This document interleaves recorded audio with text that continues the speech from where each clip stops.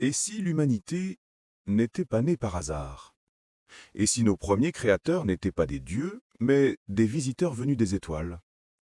Depuis des millénaires, les textes anciens parlent d'êtres mystérieux, les Anunnaki, les dieux descendus du ciel. Certains disent qu'ils ont façonné notre monde, d'autres qu'ils ont créé l'homme. Il y a plus de 6000 ans, au cœur de la Mésopotamie, naît la première grande civilisation connue, les Sumériens.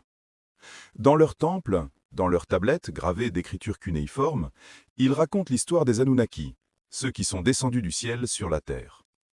Ils décrivent ces êtres comme de puissants géants, porteurs de savoir, venus d'un monde lointain, Nibiru, une planète invisible aux confins du système solaire.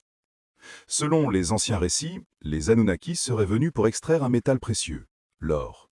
Non pas pour la richesse, mais pour une raison vitale, protéger l'atmosphère de leur planète. Mais l'extraction était difficile. Alors leurs chefs, Enki et Enlil, décidèrent de créer un être capable de les aider. Un être mi-divin, mi-terrestre.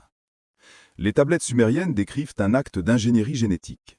Les Anunnaki auraient mélangé leur propre essence à celle d'un être primitif.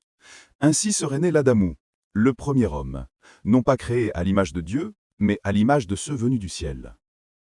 L'ADN humain, selon certaines théories, contiendrait encore les traces de cette fusion, un code silencieux que la science moderne ne peut plus expliquer. Sous leur règne, les humains apprennent tout. L'agriculture, l'écriture, la construction.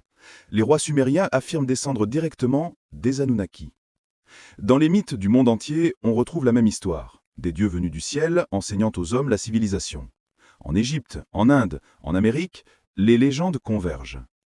Et si ces récits n'étaient pas symboliques, mais le souvenir déformé d'un contact réel?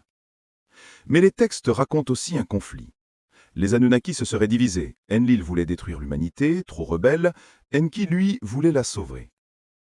Alors survint le grand cataclysme, un déluge gigantesque qui aurait englouti les cités de l'Ancien Monde.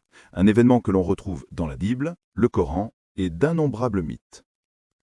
Après cette ère de chaos, les Anunnaki quittèrent la Terre. Mais selon certains textes, ils promirent de revenir, quand le temps serait venu. Des chercheurs modernes affirment que ces récits ne sont pas de simples mythes. Les découvertes d'artefacts, les anomalies génétiques, les alignements astronomiques de monuments anciens, tout semble pointer vers une vérité oubliée. Et si les Anunnaki n'étaient pas partis? Et si leur influence se cachait encore dans notre ADN, dans notre technologie, ou même dans les ombres du pouvoir? Les Anunnaki, Dieu, extraterrestres, ou simple reflet de notre désir d'origine?